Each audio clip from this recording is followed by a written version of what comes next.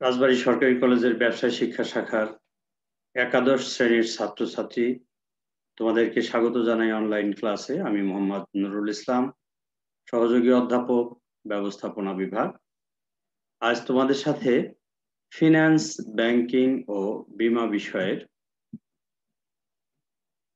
দ্বিতীয় অধ্যায়ের কেন্দ্রীয় ব্যাংক নিয়ে কথা বলবো। তোমরা এই কোভিডকালীন সময়ে নিশ্চয়ই বাড়িতে ভালো আছো। আমি ভালো আছি। কথা না বাড়িয়ে আমি তোমাদের ক্লাসে চলে যেতে চাই। আজ তোমাদের সাথে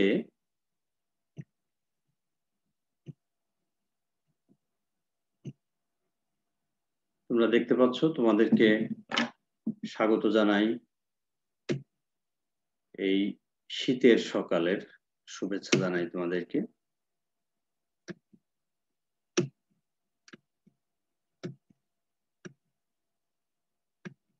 আজকে যেটা পড়াবো তোমাদের, আমি আগেই বলেছি, ব্যাংকিং ও বীমা দ্বিতীয় পত্রের নাম, এবং এখানে দ্বিতীয় অধ্যায় কেন্দ্রীয় ব্যাংক নিয়ে কথা বলবো। কেন্দ্রীয় ব্যাংকের উপরে তোমাদের আগের দিনও একটা ক্লাস আমরা নিয়েছিলাম।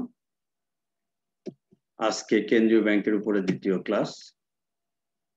তো কেন্দ্রীয় ব্যাংকের বিভিন্ন অভিধা আছে। কখনো কেন্দ্রীয় ব্যাংকের বলা হয় মুদ্রা বাজারের অভিভাবক, কখনো কেন্দ্রীয় ব্যাংকে বলা হয় ঋণদানের শেষ আশ্রয়স্থল, আবার কখনো কেন্দ্রীয় ব্যাংকে সরকারের ব্যাংক বলা হয়।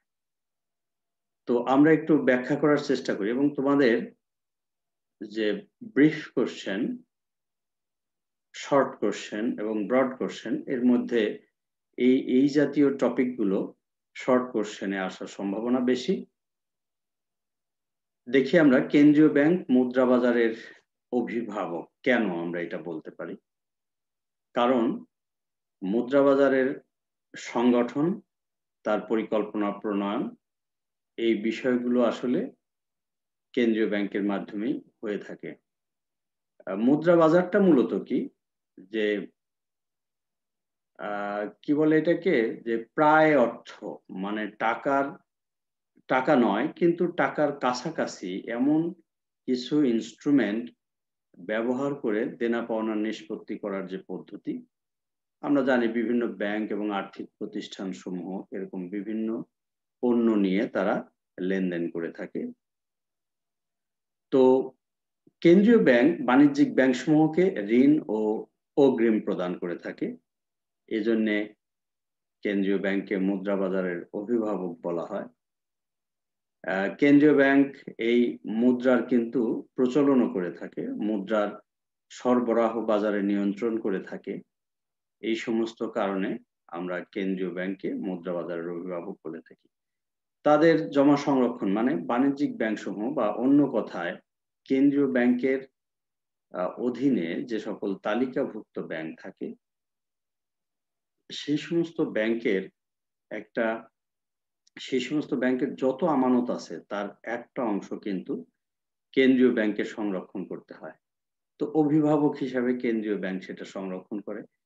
বিভিন্ন ব্যাংকের মধ্যে এক ব্যাংকের সাথে আরেক ব্যাংকের যে সকল দেনা পাওনা আছে, এই সকল দেনা পাওনা নিষ্পত্তি করে কেন্দ্রীয় ব্যাংক।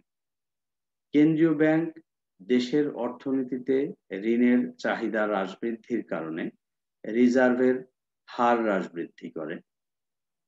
এর মানে হলো যে যে একটা নির্ধারিত অর্থ কিন্তু কেন্দ্রীয় ব্যাংকে, প্রত্যেকটা ব্যাংকেই তার আমানতের নির্ধারিত অংশ, সেটা 3, 4, 5% হয়ে থাকে। বিভিন্ন সময় এটা বাংলাদেশ ব্যাংক তার মনিটারি পলিসি চেঞ্জের মাধ্যমে এই রেটটাও চেঞ্জ করে। এই রিজার্ভের পরিমাণ কেন্দ্রীয় ব্যাংক কিন্তু ইচ্ছা করলেই হ্রাস বৃদ্ধি করতে পারে। এই সকল কারণে আমরা কেন্দ্রীয় ব্যাংকে মুদ্রা বাজারের অভিভাবক বলে থাকি। আরেকটা টার্ম তোমরা দেখো, কেন্দ্রীয় ব্যাংক সরকারের ব্যাংক। কারণ সরকারের পক্ষে কেন্দ্রীয় ব্যাংক অনেক ধরনের কার্যক্রম পরিচালনা করে থাকে। যেহেতু সরকারকে বিভিন্ন কার্যক্রম প্রত্যক্ষ এবং পরোক্ষভাবে পরিচালনায় সহযোগিতা করে কেন্দ্রীয় ব্যাংক, সে কারণে আমরা কেন্দ্রীয় ব্যাংককে সরকারের ব্যাংক বলে থাকি। সরকারি প্রতিষ্ঠান, বোর্ড বা বিভাগের ব্যাংক হিসাব কেন্দ্রীয় ব্যাংক পরিচালনা করে। সরকারকে ঋণ প্রদান করে। বিভিন্ন সময়ে সরকারের স্বল্পমেয়াদী ঋণের প্রয়োজন পড়ে, সেই ঋণগুলো কিন্তু কেন্দ্রীয় ব্যাংক প্রদান করে। সরকারের পক্ষে রাজস্ব গ্রহণ করে। তোমরা জানো বিভিন্ন জায়গায় চালান ফর্মের মাধ্যমে টাকা পয়সা জমা দেয়। এইটা কিন্তু সরকারের পক্ষে কেন্দ্রীয় ব্যাংকে এই টাকাগুলো জমা নিয়ে থাকে। সরকারের পক্ষে কেন্দ্রীয় ব্যাংক দেশীয় এবং বিদেশীয় বিভিন্ন সংস্থার কাছ থেকে নগদ, চেক, ড্রাফট ইত্যাদির মাধ্যমে টাকা সংগ্রহ করে। সরকারের এক হিসাব থেকে অন্য হিসাবে অর্থ স্থানান্তর করে। এই সকল অর্থ স্থানান্তর দেশের বিভিন্ন উন্নয়ন প্রকল্প বাস্তবায়নের জন্য এই এক তহবিল থেকে অন্য তহবিলে টাকা ট্রান্সফার করতে হয়, সেই কাজগুলো কেন্দ্রীয় ব্যাংক করে। কেন্দ্রীয় ব্যাংক সরকারের সকল ধরনের আয় ব্যয়ের হিসাব সংরক্ষণ করে। মুদ্রা বিনিময় কার্যক্রম নিয়ন্ত্রণ ও পরিচালনা করে। একটি দেশের মুদ্রার সাথে আরেকটা দেশের মুদ্রার রেট কি হবে সেটা ঠিক করে এবং এই দেশীয় এবং ভিনদেশী মুদ্রাগুলোর সরবরাহ নিয়ন্ত্রণ করে কেন্দ্রীয় ব্যাংক। এই সকল কারণে আমরা কেন্দ্রীয় ব্যাংকে সরকারের ব্যাংক বলে থাকি। এখন আমরা কথা বলবো কেন্দ্রীয় ব্যাংক মুদ্রা বাজার অভিভাবক আমরা আগেই বলেছি। কেন্দ্রীয় ব্যাংকে অন্যান্য ব্যাংকের ব্যাংকারও বলা হয়ে থাকে। কারণটা কি? যে সাধারণ জনগণ যেখানে বাণিজ্যিক ব্যাংকগুলোর কাছে ঋণ আনতে যায়, তেমনি ভাবে কেন্দ্রীয় ব্যাংকের কাছে কিন্তু তার তালিকাভুক্ত সকল ব্যাংক যদি অর্থের ক্রাইসিসে পড়ে, সংকটে পড়ে, তাহলে কিন্তু কেন্দ্রীয় ব্যাংকের কাছে ঋণ আনতে যায়। এজন্য আমরা কেন্দ্রীয় ব্যাংকে ঋণ দানের শেষ আশ্রয়স্থল বলে থাকি। যে যদি বাণিজ্যিক ব্যাংক, উদাহরণস্বরূপ আমরা বলি রাজবাড়ির পূবালী ব্যাংক, তাদের ঈদের সিজনে অনেক লোকজন তাদের ব্যাংক থেকে টাকা উত্তোলন করতে আসলো। এই ক্ষেত্রে পূবালী ব্যাংকের অর্থের সংকট হলো, তখন তারা হয়তো রূপালী ব্যাংকের কাছে গেল যে তোমার কাছে এক্সেস টাকা আছে কিনা, পেল না, গেল ইসিবির কাছে যে তোমার কাছে এক্সেস টাকা আছে কিনা। এইরকম যদি না পায় শেষ পর্যন্ত, তখন সোনালী ব্যাংকের কাছে যায়। আবার সোনালী ব্যাংকের একটা উইং আছে, একটা ডিপার্টমেন্ট আছে যারা বাংলাদেশ ব্যাংকের পক্ষ হয়ে কাজ করে, তার মানে কেন্দ্রীয় ব্যাংকের পক্ষ হয়ে কাজ করে। তো শেষ পর্যন্ত এই কেন্দ্রীয় ব্যাংক ইউনিটের কাছে বা কেন্দ্রীয় ব্যাংকের কাছে কিন্তু এই সকল বাণিজ্যিক ব্যাংক, তালিকাভুক্ত বাণিজ্যিক ব্যাংকগুলো অর্থের জন্য কেন্দ্রীয় ব্যাংকের কাছে যায়। কেন্দ্রীয় ব্যাংক এই ঋণ দান করে, অবশ্যই সাময়িক সময়ের জন্য ঋণ দান করে বাণিজ্যিক ব্যাংকগুলোর অর্থের সংকট মোকাবেলা করে থাকে। এই জন্যে এই ঋণ দানের শেষ আশ্রয়স্থল কিন্তু কেন্দ্রীয় ব্যাংকে বলা হয়। এখন আমরা তালিকাভুক্ত ব্যাংক নিয়ে কথা বলি। এই তালিকাভুক্ত ব্যাংক হলো যে সকল ব্যাংক কেন্দ্রীয় ব্যাংকের সদস্যভুক্ত হয়, মানে প্রত্যেকটা দেশেই কেন্দ্রীয় ব্যাংক একটা থাকে এবং এই ব্যাংক সরকারের নিয়ন্ত্রণে থাকে। আর এই দেশের যত সব কমার্শিয়াল ব্যাংক এবং আর্থিক প্রতিষ্ঠান আছে, বীমা প্রতিষ্ঠান বা অন্যান্য লিজিং কোম্পানি, যে সকল আর্থিক প্রতিষ্ঠান আছে, এই সকল প্রতিষ্ঠান কেন্দ্রীয় ব্যাংকের সাথে চুক্তিবদ্ধ হয় যে কেন্দ্রীয় ব্যাংক তাদের প্রয়োজনে বিভিন্ন সময়ে সহযোগিতা করবে। যেমন একটি বললাম ঋণ দানের শেষ আশ্রয়স্থল, এটা করবে। তবে এই সমস্ত ব্যাংককে কেন্দ্রীয় ব্যাংকের কিছু নিয়ম নীতি নির্দেশনা এগুলো কিন্তু মেনে চলতে হয়। তো তালিকাভুক্ত ব্যাংক, দেখো, কেন্দ্রীয় ব্যাংকের আদেশ নির্দেশ মেনে চলার অঙ্গীকারাবদ্ধ হয়ে কোনো ব্যাংক যদি কেন্দ্রীয় ব্যাংকের সদস্য পদ লাভ করে, তখন তাকে আমরা তফসিলি ব্যাংক বা তালিকাভুক্ত ব্যাংক, এখানে বানানে একটু ভুল হয়েছে, তোমরা ঠিক করে নিও, ব্যাংক বলে, তালিকাভুক্ত ব্যাংক বলে। এখন আমরা দেখি তালিকাভুক্ত ব্যাংক সমূহ তত্ত্বাবধান প্রয়োজন কেন। মানে কেন্দ্রীয় ব্যাংক তার যে সদস্য ব্যাংক যেগুলো আছে তাদেরকে কেন তত্ত্বাবধান করবে, তত্ত্বাবধান না করলে কি অসুবিধা হয় বা তত্ত্বাবধান করলে কি ধরনের সুবিধা হয়, আমরা সেটা একটু দেখি যে তত্ত্বাবধান এদের করার দরকার কেন। দেখো, আমানতকারীদের স্বার্থ সংরক্ষণ। ব্যাংকগুলো ইচ্ছা করলেই আমার তোমার কাছ থেকে হিসাবের মাধ্যমে যে আমানত সংগ্রহ করে সেই টাকা তারা ইচ্ছা করলেই কিন্তু নিজেরা খরচ করে ফেলতে পারে না, ব্যাংকাররা খেয়ে ফেলতে পারে না, বা মালিক পক্ষ সেটা তোষক করতে পারে না। এক্ষেত্রে কি করতে হয়, কেন্দ্রীয় ব্যাংক তাদেরকে তদারকি করে যা আমানতকারীদের এই অর্থ তারা যথাযথভাবে ব্যবহার করছে কিনা, নিরাপত্তার সাথে ব্যবহার করছে কিনা, যাতে কিনা আমানতকারীরা তাদের এই গচ্ছিত অর্থ নিয়ে নিরাপত্তা বোধ করে বা নিরাপদ থাকে। হিসাবের সত্যতা যাচাইয়ের জন্য, তার মানে যে বিভিন্ন ব্যাংক, তালিকাভুক্ত ব্যাংক সমূহ তারা তাদের হিসাব সঠিকভাবে সংরক্ষণ করছে কিনা, সরকারের কর ফাঁকি দিচ্ছে কিনা, গ্রাহককে কোনোভাবে ঠকাচ্ছে কিনা, এই বিষয়গুলো হিসাবের সত্যতা যাচাই করে থাকে কেন্দ্রীয় ব্যাংক। কেন্দ্রীয় ব্যাংক ব্যবস্থাপনা নিয়ন্ত্রণ করে, তার মানে কি, একটা ব্যাংক পরিচালনার জন্য একটা গভর্নিং বডি থাকে, আই মিন যে ওই পরিচালনা পর্ষদ থাকে, তার একজন চেয়ারম্যান থাকে, তারপরে বিভিন্ন পরিচালক থাকে, ম্যানেজিং ডাইরেক্টর থাকে, তারপরে অর্গানোগ্রামে সেখানে হয়তো জিএম থাকে বা ভাইস প্রেসিডেন্ট থাকে, যেভাবে আমরা এগুলোর vice president, assistant vice president বা সেক্ষেত্রে এক্সিকিউটিভ অফিসার, জুনিয়র অফিসার ইত্যাদি। এই যে বিভিন্ন ল্যাডারে বিভিন্ন প্রশাসনিক পদে কতজন লোক থাকবে, তাদেরকে কিভাবে নির্বাচন করতে হবে, তাদেরকে কিভাবে প্রমোশন দিতে হবে, এই ব্যবস্থাপনার বিষয়টা কিন্তু কেন্দ্রীয় ব্যাংক তদারক করে। সরকারি আদেশ নির্দেশ পালন করছে কিনা ব্যাংক সমূহ, সেই বিষয়টা তদারকি করে কেন্দ্রীয় ব্যাংক। বিনিয়োগ নীতি যাচাই করে। বিনিয়োগ নীতি মানে কি, সরকার হয়তো এমন একটা সেক্টরকে নিরুৎসাহিত করলো যে তোমরা ফর এক্সাম্পল পলিথিন ইন্ডাস্ট্রিতে তোমরা ঋণ দিবা না, এই পলিথিন ঋণ দিলে পলিথিন তৈরি করে যেটা বাজারে বিক্রি করবে এটা পরিবেশের জন্য ক্ষতিকর। অতএব সরকার যে পলিথিন ইন্ডাস্ট্রিতে ঋণ দিতে নিষেধ করলো, ব্যাংক সমূহ সেই খাতেই ঋণ দিচ্ছে কিনা এই সব যাচাই কিন্তু করে থাকে কেন্দ্রীয় ব্যাংক। কেন্দ্রীয় ব্যাংকের নীতি পালন, সবশেষ যে কেন্দ্রীয় ব্যাংক কিছু নিয়ম নীতি করে দেয় এই তার তালিকাভুক্ত ব্যাংক সমূহে।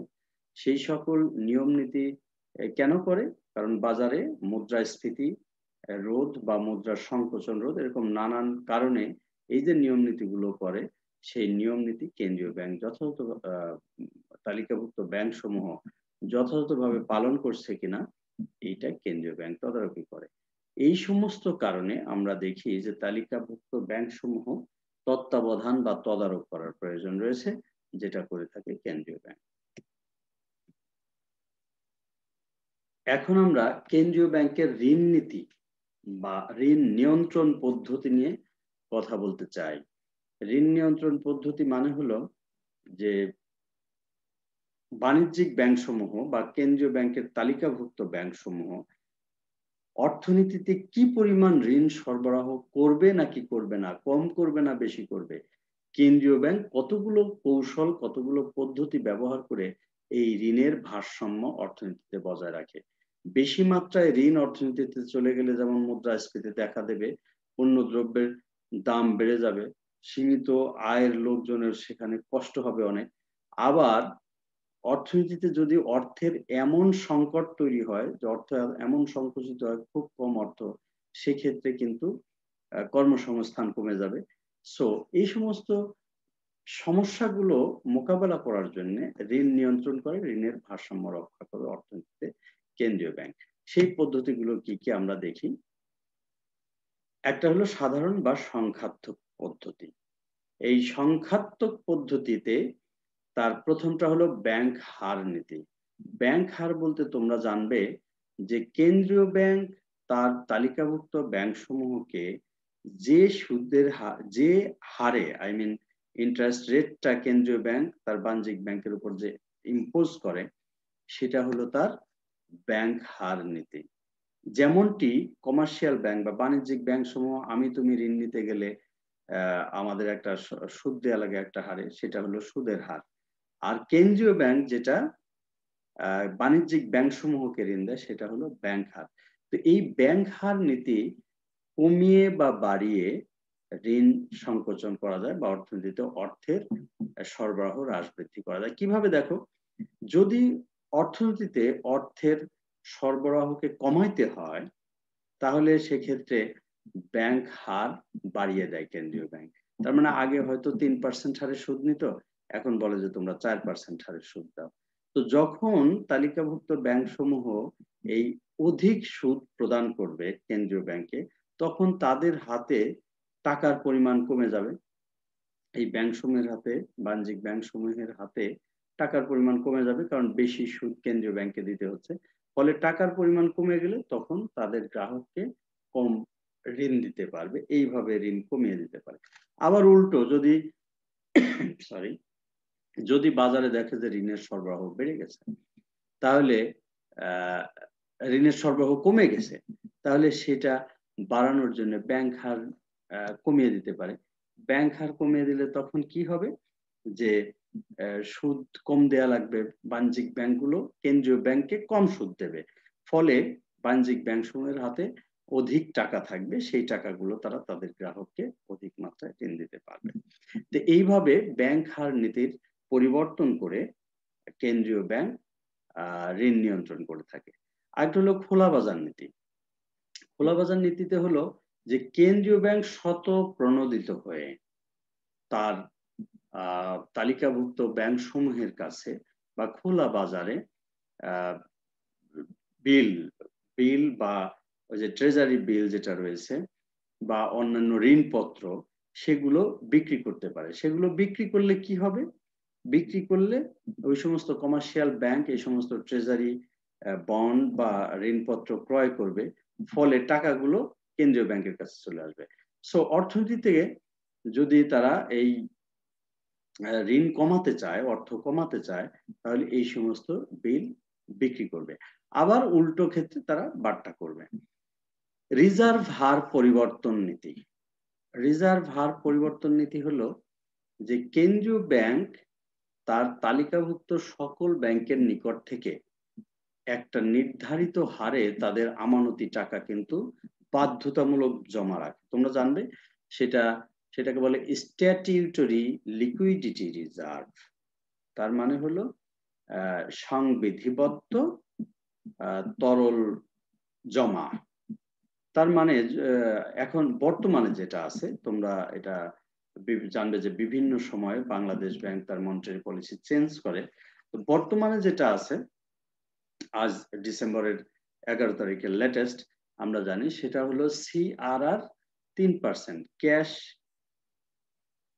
Reserve ratio. তার মানে হলো যে প্রত্যেকটা তালিকাভুক্ত ব্যাংক তাদের যত টাকার আমানত আছে, এই আমানতের 3% পর্যন্ত টাকা বাধ্যতামূলকভাবে কেন্দ্রীয় ব্যাংকে নগদ জমা রাখতে হবে। এই আরো আছে বাকিগুলো, এটা 3%। আর বাকি যে সকল বিভিন্ন সিকিউরিটি বিক্রি করে ঋণ, মানে সিকিউরিটি, ওই বাণিজ্যিক ব্যাংকগুলো সিকিউরিটি ক্রয় করবে, ঋণপত্র ক্রয় করবে, এত পার্সেন্ট সিকিউরিটি, এত পার্সেন্ট ঋণপত্র, এই সব মিলিয়ে এবং ক্যাশ সহ, যেটাকে আমরা SLR বলি, স্ট্যাটিউটরি লিকুইডিটি রিজার্ভ, সেটা আছে বর্তমানে 18.5%। তাহলে টোটাল আমানতের 18.5% কেন্দ্রীয় ব্যাংকে বিভিন্ন ফর্মে কিন্তু জমা রাখতে হয়। ক্যাশ টাকা 3% এবং অন্যান্য ফর্মে বাকি 15.5%। এই মোট 18% টাকা জমা রাখতে হয়। এখন দেখো যে এই জমার টাকার পরিমাণ, রিজার্ভের হার তোমরা দেখতে পাচ্ছ, এই জমা টাকার পরিমাণ যদি কেন্দ্রীয় ব্যাংক বাড়িয়ে দেয়, যে না তোমরা 18.5-র জায়গায় এখন তোমরা 20% পর্যন্ত, তোমাদের আমানতের 20% পর্যন্ত জমা দেবে, তাহলে কি হবে ব্যাপারটা? তাহলে কমার্শিয়াল ব্যাংক বা বাণিজ্যিক ব্যাংকগুলোর হাতে টাকা কমে যাবে, ফলে তারা তাদের গ্রাহককে কম ঋণ দিতে পারবে, সাধারণ জনগণের হাতে টাকা কম আসবে। আবার যদি সাধারণ জনগণের হাতে টাকা বাড়াতে হয় তাহলে রিজার্ভের হার কমিয়ে দেবে। তার মানে আগে এখন 18.5% আছে, এটা হয়তো 15% বা 16%, 17% করে দিল। তো 17% করলে আগে ব্যাংক তাদের জমা টাকা 18.5% জমা দিত, এখন তারা 17% জমা দেবে। সো 1.5% টাকা মানে শত শত কোটি টাকা। এই টাকাগুলো কিন্তু বাড়তি টাকা তারা তাদের গ্রাহকদেরকে ঋণ হিসাবে দিতে পারবে। ফলে অর্থনীতিতে অর্থের সরবরাহ বাড়বে। এরকম বিভিন্ন সংখ্যাত্মক পদ্ধতি ব্যবহার করে কেন্দ্রীয় ব্যাংক ঋণ নিয়ন্ত্রণ করতে পারে। আরেকটা আছে হলো গুণগত বা নির্বাচনমূলক পদ্ধতি। এই ক্ষেত্রে দেখো, ঋণ বরাদ্দকরণ নীতি। ঋণ বরাদ্দকরণ নীতি মানে কি? যে কেন্দ্রীয় ব্যাংক কোনো সময় তার তালিকাভুক্ত ব্যাংক সমূহকে বলে দেয় যে তোমরা এই সেক্টরে, হয়তো লেদার সেক্টরে বা কৃষি সেক্টরে বা শিল্পের অন্যান্য সেক্টরে, ফার্টিলাইজার সেক্টরে, এরকম বিভিন্ন শিল্প ক্ষেত্র তারা বেছে নিয়ে বলে যে এই ক্ষেত্রে তোমাদেরকে বেশি বেশি ঋণ দিতে হবে, আর এই ক্ষেত্রগুলোতে কম কম ঋণ দেবে। এই ঋণের বরাদ্দকরণ দিতে এটাকে বলে। এই বরাদ্দকরণ করে অর্থনীতিতে ঋণের ভারসাম্য সৃষ্টি করে কেন্দ্রীয় ব্যাংক। আরো কি করে? প্রত্যক্ষ শাস্তিমূলক ব্যবস্থা। এখানে প্রত্যক্ষ শাস্তিমূলক ব্যবস্থা হলো যে কেন্দ্রীয় ব্যাংক যখন বাণিজ্যিক ব্যাংক সমূহকে ঋণ দিয়ে থাকে, এই ঋণের টাকা বাধ্যতামূলক ভাবে তারা কেন্দ্রীয় ব্যাংকে ফেরত দেয়া, বা কেন্দ্রীয় ব্যাংক তাদের সিকিউরিটিগুলো বাধ্যতামূলক ভাবে বাট্টা না করে তাদের কাছ থেকে অর্থের যোগান নিয়ন্ত্রণ করে থাকে। আরেকটা জামানতি ঋণের প্রান্তিক হার পরিবর্তন। যে ঋণটা আছে, ফর এক্সাম্পল, যে কেন্দ্রীয় ব্যাংক তার সিকিউরিটি যে ক্রয় করে, যে বাণিজ্যিক ব্যাংক সমূহ আসলো যে আমরা অর্থের সংকটে পড়েছি, আমাকে তুমি ঋণ দাও। কেন্দ্রীয় ব্যাংক তখন ঋণ দেয়। তো যে সিকিউরিটির ভ্যালু, যে চেক বা সঞ্চয়পত্রের মূল্য 1 লক্ষ টাকা ফর এক্সাম্পল, সেটা কেন্দ্রীয় ব্যাংকের কাছে জমা দিয়ে তারা টাকা নিতে পারবে ফর এক্সাম্পল 90,000 টাকা। মানে গায়ে যা লেখা থাকে তার চেয়ে কম টাকা দেয়। তো এই যে 90,000 টাকা দিল, তাহলে মার্জিন হলো 10%, 90% মার্জিন, আর 10% কিন্তু টাকা দিল না। এই রেটটা 90%-এর জায়গায় যদি 80% করে দেয় তাহলে কি হবে? অর্থের সরবরাহ কিন্তু কমে যাবে। আবার উল্টোটা যদি হয়, অর্থের সরবরাহ বেড়ে যাবে। নৈতিক প্ররোচনা। অনেক সময় কেন্দ্রীয় ব্যাংক কি করে যে বিভিন্ন ব্যাংক, তার তালিকাভুক্ত ব্যাংক সমূহকে উৎসাহিত করে নানান ভাবে যে তোমরা এই সেক্টরে বেশি বেশি ঋণ দাও, তোমরা দরকার হলে তাদের কাছ থেকে জামানত কম নাও, তাদেরকে বেশি করে ঋণ দাও। এই ধরনের বিভিন্ন পরামর্শ মাধ্যমে, নৈতিক প্ররোচনার মাধ্যমে কিন্তু কেন্দ্রীয় ব্যাংক ঋণ প্রদান করে থাকে, কি বলে, ঋণ নিয়ন্ত্রণ করে থাকে। ভোগ্য ঋণ নিয়ন্ত্রণ। এই ভোগ্য ঋণ নিয়ন্ত্রণ হলো যে যারা সাধারণ জনগণ কমার্শিয়াল ব্যাংক থেকে তাদের নিত্য ব্যবহার্য দ্রব্যাদি, টেলিভিশন হোক বা আসবাবপত্র হোক বা ঘরের অন্যান্য অ্যাপ্লায়েন্সেস যাই হোক, এই জিনিসগুলো তারা ভোগ্যপণ্য, এইগুলো ঋণ নেওয়ার ক্ষেত্রে যদি কেন্দ্রীয় ব্যাংক এই ঋণ গ্রহীতাদের বা বাণিজ্যিক ব্যাংকে তাদের মার্জিনের পরিমাণ হ্রাস বৃদ্ধি করে দেয়। মার্জিনের পরিমাণ হ্রাস বৃদ্ধি করে দেয় মানে কি? যে সে ঋণ নিতে গেলে আগে হয়তো প্রাথমিকভাবে তার ডাউন পেমেন্ট যেটা দেওয়া লাগবে, যে 1 লক্ষ টাকার পণ্য তুমি মাত্র 20,000 টাকা দিয়েই ঋণটা নিতে পারবা, এই পণ্যটা ক্রয়ের সুযোগ পাবা। কিন্তু এখন যদি সেটা তোমাকে 30% করে দেয়, যে না 20% টাকা না, এখন শুরুতেই 30% দিতে হবে, তাহলে কি হবে? যে এই টাকাটা কিন্তু মানে অর্থনীতি থেকে চলে আসতেছে, সো ঋণ নিয়ন্ত্রণ হয়ে যাচ্ছে। এছাড়া প্রচার নীতি। প্রচার নীতি মানে সেখানে তোমার কেন্দ্রীয় ব্যাংক বিভিন্ন ম্যাগাজিন বলো বা বিভিন্ন প্রতিবেদন বলো, পত্র পত্রিকা বলো, দৈনিক খবরের কাগজ বলো, এই সব জায়গায় এই ঋণ হ্রাস করার জন্য বা বৃদ্ধি করার জন্য বিভিন্ন প্রচারণা চালিয়ে ঋণ নিয়ন্ত্রণ করে থাকে। তো আজকে আমরা মোটামুটি যে কয়েকটি বিষয় আলোচনা করলাম, যে কেন্দ্রীয় ব্যাংকের নিজস্ব যে সকল বৈশিষ্ট্য, তাকে কেন সকল ব্যাংকের ব্যাংকার বলা হচ্ছে, তাকে কেন ঋণদানের শেষ আশ্রয়স্থল বলা হচ্ছে, এটা দেখলাম। তালিকাভুক্ত ব্যাংক কাকে বলে এবং এই তালিকাভুক্ত ব্যাংকের তদারকি করার প্রয়োজন কেন পড়ে, এবং সবশেষে আমরা দেখলাম, ডিটেইল দেখলাম যে কেন্দ্রীয় ব্যাংক তার ঋণ কিভাবে নিয়ন্ত্রণ করে, বাজারে অর্থের প্রবাহ হ্রাস বা বৃদ্ধি করে প্রয়োজন অনুযায়ী, এটা কিভাবে করে, এই পদ্ধতিগুলো আমরা আলোচনা করলাম। পরবর্তী ক্লাসে আমরা নিশ্চয়ই অন্য কোনো টপিক নিয়ে আলাপ করব। তোমাদের যে বিষয়গুলো আমরা এই গত ২টি ক্লাসে এই কেন্দ্রীয় ব্যাংকের উপর আলাপ করলাম, তোমরা বাসায় এটা ভালো করে দেখবে। আর যে কোনো দরকার পড়লে তোমরা কমেন্ট করবে। তোমাদের সবাইকে ধন্যবাদ।